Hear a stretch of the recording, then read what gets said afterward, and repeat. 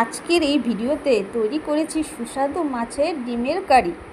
কিছু উপকরণ দিয়ে ঘরোয়া স্বাদে বানানো এই রেসিপি ভাতের সাথে খেতে দারুণ লাগে। চলুন দেখে নেওয়া যাক ধাপে ধাপে মাছের ডিমের এই মজাদার রান্না। সামান্য লঙ্কার গুঁড়ো, লবণ, হলুদ দিয়ে এটা ভালো করে কষিয়ে নিয়ে তারপর মাছের ডিমগুলো দিয়ে দেব।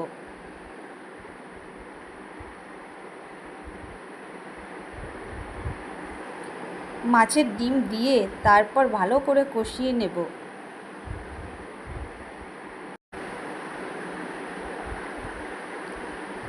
এরপর সামান্য একটু জল দিয়ে ঢেকে দেব।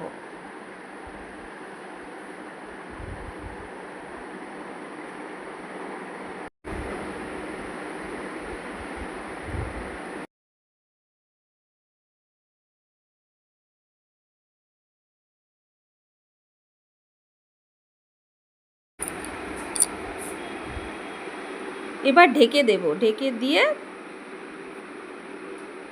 তারপর একটু নাড়াচাড়া করে নামিয়ে ফেলবো।